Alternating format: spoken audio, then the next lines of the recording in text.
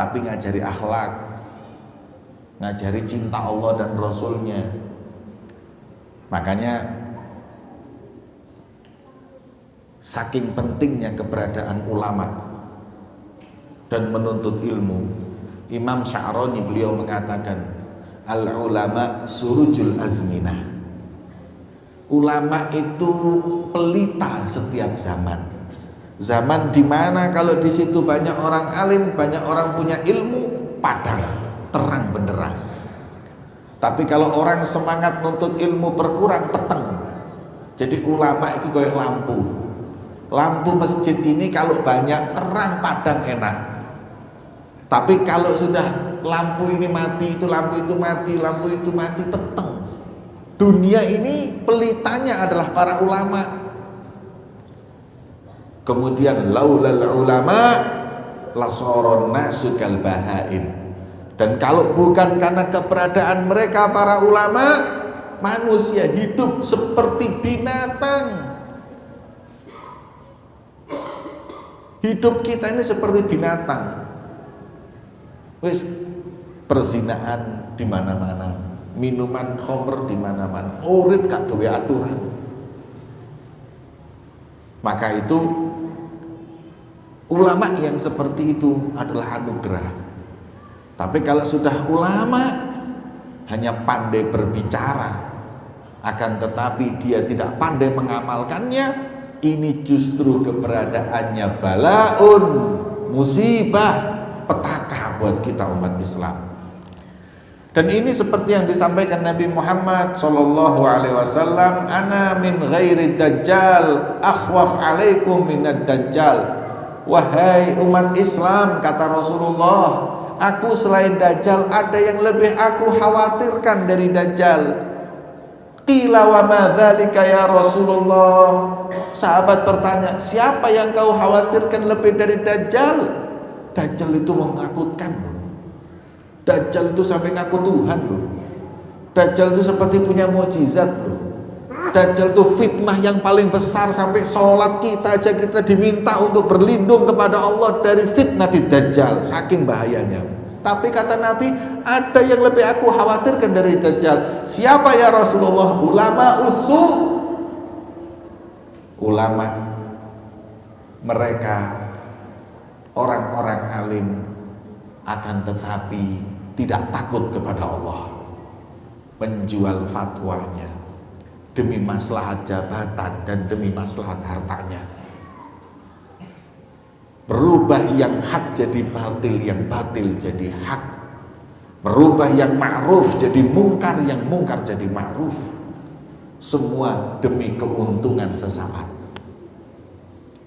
Ini dikhawatirkan oleh Rasulullah Shallallahu Alaihi Wasallam.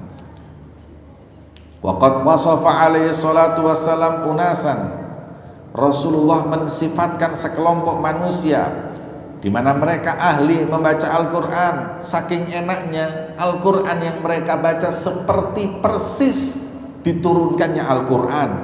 Tapi sayang, Al-Quran cuman di lisan, nggak nyampe di hati. La yujawiz taraqihim. Ini loh taraqihim, tenggorokanmu. Cuman di lisan, nggak nyampe ke hati. Lebih dari itu, wa annahum yamruquna minal Islam.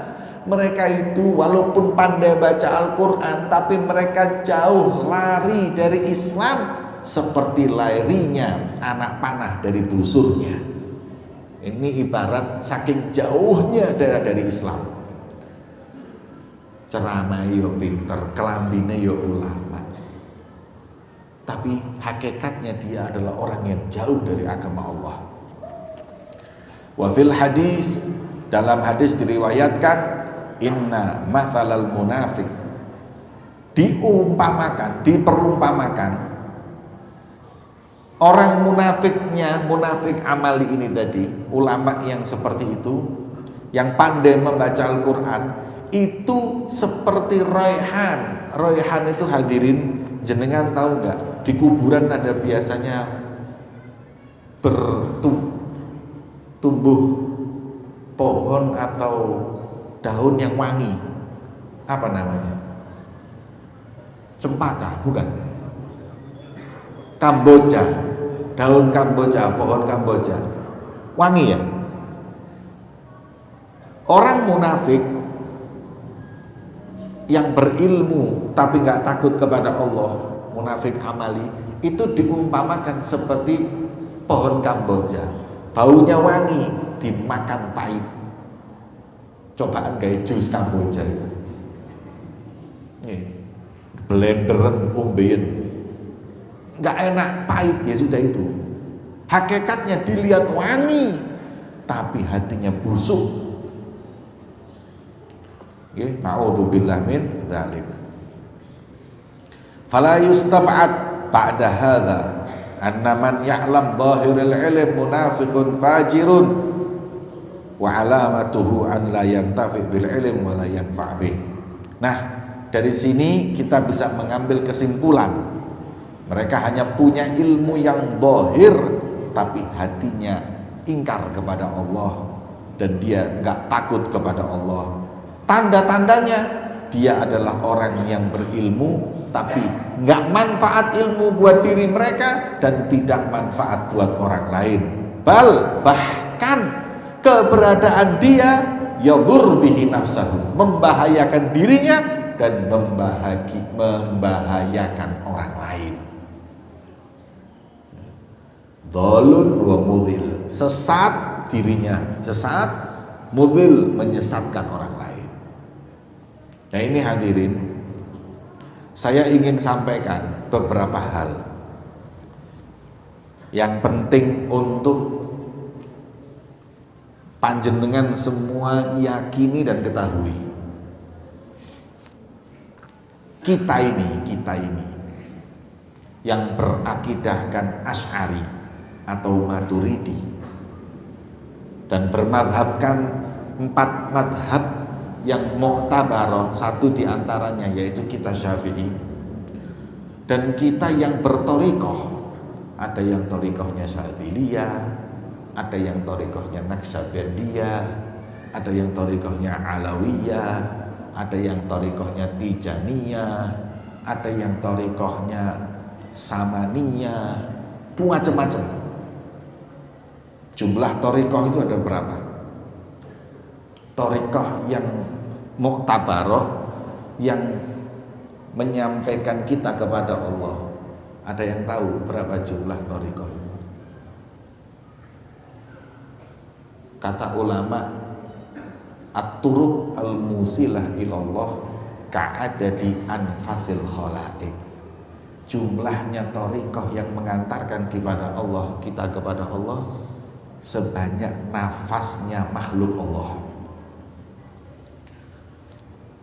Jadi yang Tijaniyah jangan merasa dirinya yang bisa nganter orang dekat sama Allah. Syadziliyah juga bisa, Alawiyah juga bisa, Naqsabandiyah juga bisa, semua bisa. Makanya keberadaan thariqah itu mengajak orang dekat sama Allah, bukan mengeklaim banyak-banyakan jamaah. Karena jumlah thariqah itu enggak sedikit. Jalan menuju kepada Allah itu banyak. Wong jalan menuju Roma aja banyak, apalagi Gusti Allah. Nih, jalan menuju Roma itu loh banyak. Bisa lewat situ, bisa lewat sini. Itu Roma yang kecil. Gusti Allah yang maha agung, maha luas, maha segala-galanya. Maka menuju kepada Allah lebih mudah. Thariqahnya banyak. Kita ini Asy'ari akidatan, Syafi'i madhaban, thariqah macam-macam. Kalau saya Alawiyah thariqah saya, ya, yang ditaksis oleh Muhammad bin Ali Ba'alawi. Ini yang saya anut. Ada orang yang Asy'ari tapi madhabnya Maliki, sama kita. Ada yang Hanafi, sama kita. Ada yang nanti thariqahnya Naqsabandi, ada yang semua itu mereka satu rumpun dengan kita. Kita ini terbukti setiap zaman mempunyai pengaruh yang besar dalam menjayakan Islam. Islam yang sampai ini masih tetap mulia dan agung, ini karena keberadaan mereka. Karena kita ini sawadul a'dham, pengikut terbanyak ya ini. Makanya sekarang ini orang kafir kepingin bagaimana merusak aliran yang paling banyak ini dengan cara macam-macam, yang melalui ekspansi, penjajahan dan lain-lain untuk menghancurkan Islam. Postingan baru di YouTube. Yuk kita bangun bersama channel ini dengan cara subscribe channel ini agar lebih bermanfaat untuk semua. Setuju?